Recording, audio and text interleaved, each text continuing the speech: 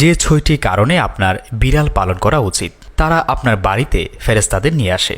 নবী মুহাম্মদ সাল্লাল্লাহু আলাইহি সাল্লামের অনেক বিড়াল ছিল। তারা সুন্নত নিয়ে আসে। তাদের লালা বিশুদ্ধ। তারা নিজেদের পরিষ্কার করে। তারা খুব শান্ত একটি প্রাণী। ইসলামে বিড়াল সম্পর্কে কিছু গুরুত্বপূর্ণ তথ্য রয়েছে। প্রিয় দর্শক, আমাদের নবী মুহাম্মদ মুস্তাফা সাল্লাল্লাহু আলাইহি সাল্লাম বিড়াল খুব পছন্দ করতেন। বিড়াল পরিষ্কার এবং খাঁটি একটি প্রাণী। বিড়াল বাড়ি এবং মসজিদে প্রবেশ করতে পারে।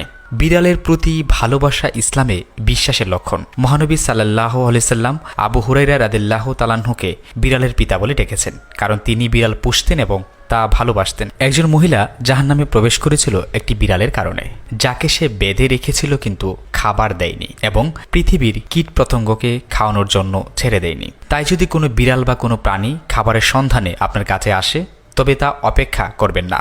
এটি আপনার কাছে এসেছে শুধুমাত্র আপনার কল্যাণের জন্য এবং কিছু গুনাহ দূর করার জন্য। সুবহানাল্লাহ। আসুন বিড়াল সম্পর্কে কিছু অবগত হই এবং ভালো ধারণা অর্জন করি।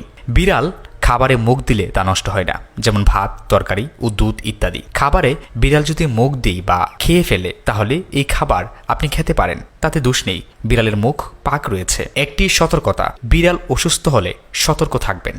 বিড়ালকে সুস্থ করে তোলার জন্য সুচিকিৎসার ব্যবস্থা করবেন। এটা হবে আপনার জন্য সওয়াবের কাজ। একটি বিড়াল বাড়ির ভিতরে খারাপ আত্মা এবং মন্দ উপাদানগুলিকে তাড়াতে পারে। বিড়াল যদি কাঁদে, তবে এটি আশেপাশের লোকদের কাছে একটি খবর বা সতর্ক বার্তা প্রদান করতে পারে। যখন একটি বিড়াল আপনার চারপাশে হেঁটে বেড়ায় এবং আপনার পায়ে পায়ে তার শরীর ঘষে, তখন বুঝবেন বিড়ালটি আপনাকে ভালোবাসা জানাচ্ছে এবং খারাপ আত্মাকে তাড়িয়ে দিচ্ছে। আপনার মধ্যে